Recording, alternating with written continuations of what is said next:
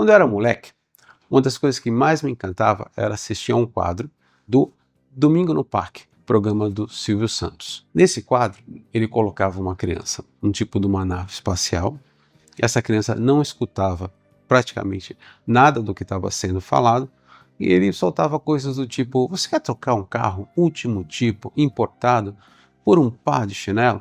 E a pessoa falava sim, não. E, obviamente, a gente torcia para que essa criança se ferrasse muito. Pois isso me veio à memória na hora de falar de Salve-me do Desconhecido, cinebiografia do grande roqueiro americano Bruce Springsteen, que já está em cartaz em todos os cinemas do país. O que o Bruce Springsteen e o Silvio Santos têm em comum?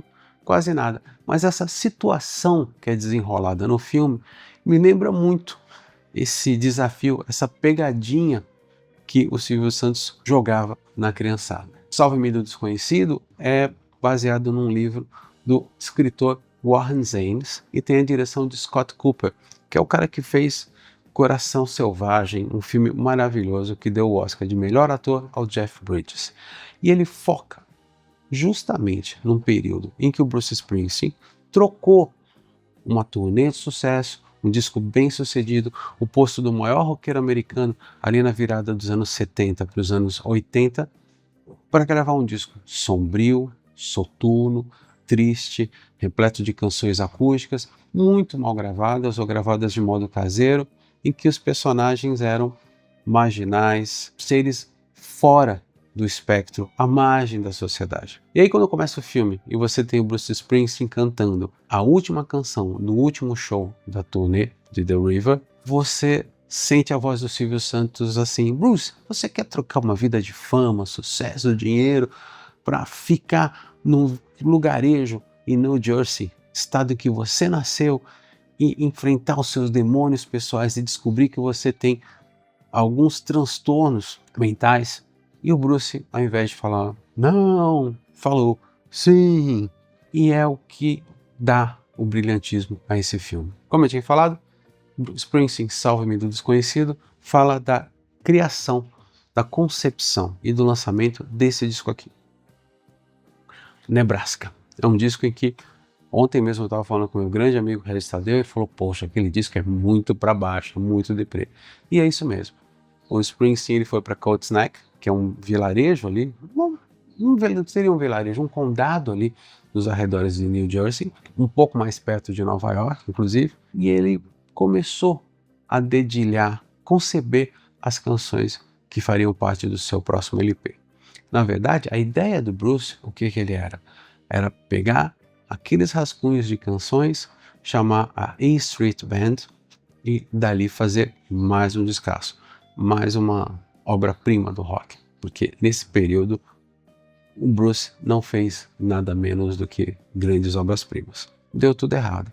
Ali o Bruce começou a se recordar da relação difícil que ele tinha com o pai, Doug, que era uma pessoa que sofria de esquizofrenia e submetia não só o Bruce, como a mãe dele, a maus tratos, a abusos verbais e físicos e psicológicos. Ali o Bruce se envolveu com uma relação completamente sem futuro com uma garçonete local. O papel da atriz Odessa Young, a garçonete chama-se Faye, que ela é um conjunto de várias pessoas do sexo feminino com as quais o Bruce se envolveu na época, e tocava muito no Stone Pony, que é um bar ali na parte mais litorânea de Asbury Park, também em New Jersey, onde não só o Bruce, como o Little Stevens e várias outras pessoas tocavam. Era um point, era um bar que atraía toda a juventude em New Jersey. O que iria se tornar um próximo disco do rock foi se tornando um álbum cada vez mais soturno, cada vez mais sombrio e cada vez mais pessoal. O Bruce começou a lembrar muito dos episódios da infância dele, se encantou com um filme chamado Badlands, do Terrence Malick, no qual Charlie Sheen faz um assassino, um serial killer, na verdade, chamado Charles Starkweather. Também é O Mensageiro do Diabo, uma obra-prima do cinema noir americano, dirigida pelo inglês Charles Laughton e feita pelo e interpretado, aliás, pelo Robert Mitchum, com toda a maldade e toda a canalice ao qual o personagem tinha direito, e ainda assim se encantou com contos da escritora americana Flannery O'Connor, que falava muito da civilização, do dia a dia das regiões ali do sul dos Estados Unidos, nas regiões rurais. Começou a ouvir música folk, começou a ouvir música country, e em meio a essa receita ele escutava o disco de estreia do Suicide, que é uma dupla eletrônica americana e cuja Factory Worker é um dos lamentos mais sombrios, mais angustiantes que você vai escutar na sua vida. Nebraska sai desse inferno particular pelo qual Bruce estava passando. E o que é mais interessante é que as canções, muitas das canções que fariam parte do Born in the USA, que é o maior sucesso da carreira do Bruce, com mais de 34 milhões de cópias vendidas no mundo inteiro, também saiu dessas gravações. Canções como I'm on Fire, Born in the USA, Glory Days, elas já estavam ali, já tinham sido concebidas quando o Bruce achou que não cabia no repertório do disco que ele estava fazendo. Assim como a Street Band também não faria parte desse repertório.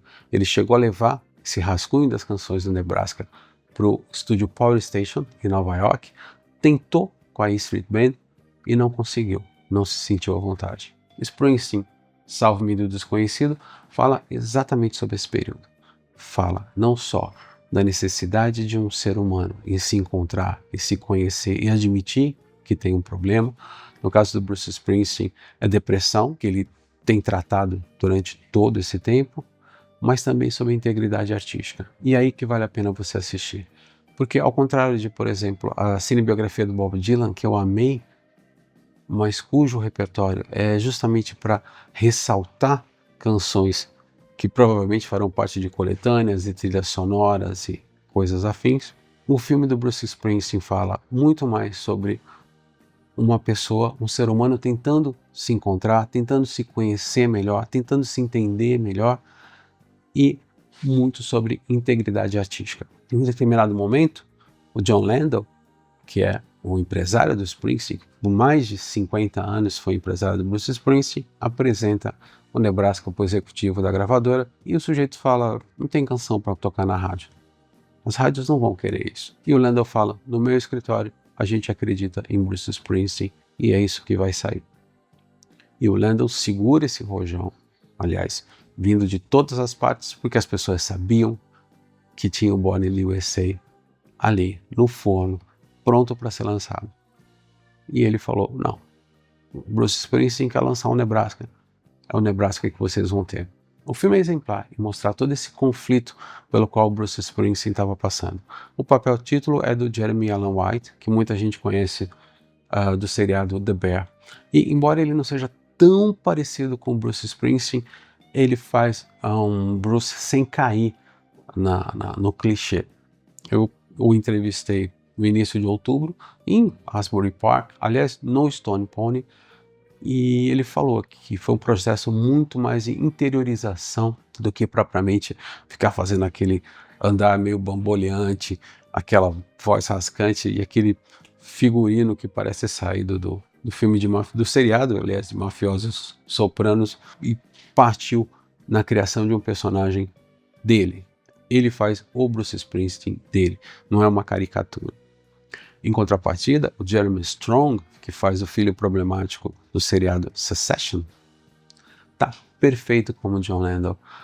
O Jeremy, inclusive, reproduz o tom de voz calmo e firme com o qual o Landau era bastante conhecido. E eu tive também com o Jeremy Strong e ele falou que estudou de maneira obsessiva, de maneira compulsiva, as entrevistas e as atitudes do Landau para fazer o seu próprio John Landau.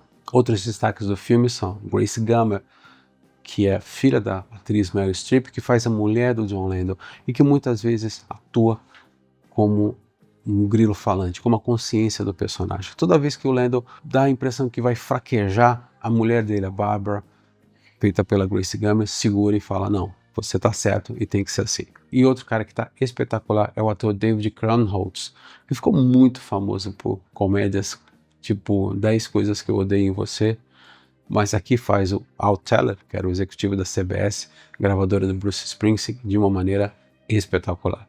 Tem graça, tem ironia, tem um pouco daquela, não que seja, mas um pouco daquela calhordice com a qual a gente imagina os grandes executivos de gravadora, tudo na medida certa. Não é um filme de música, ele é um filme sobre um personagem que está passando por um período muito crucial na sua vida. E isso é o que é mais importante. E sabe da curiosidade? Recentemente foi lançado uma versão estendida do Nebraska, com as versões do Nebraska feitas de maneira elétrica, com os rascunhos do que seria o Born in the USA, com as versões desses rascunhos tocadas pela A Street Band, ou seja, as primeiras impressões que se tem de Born in the USA, Glory Days, estão ali nessa caixa. E o Springsteen estava certo. E o Nebraska tinha que ter saído do jeito que saiu.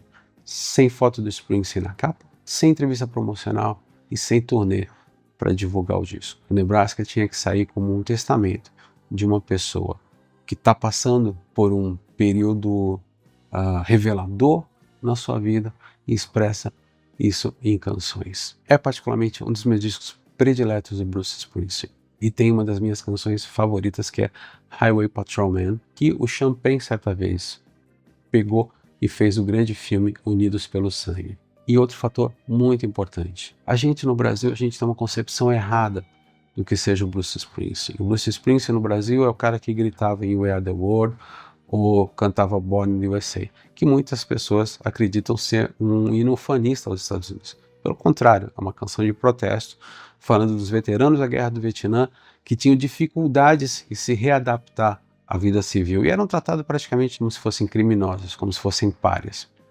O Springsteen é isso. O Springsteen é um herói da classe operária, é o cara que, para a maioria das pessoas, chegou lá, ele é um dos nossos, e que consegue traduzir em suas letras muitos dos anseios, muitos dos sonhos e até mesmo das derrocadas dessas pessoas.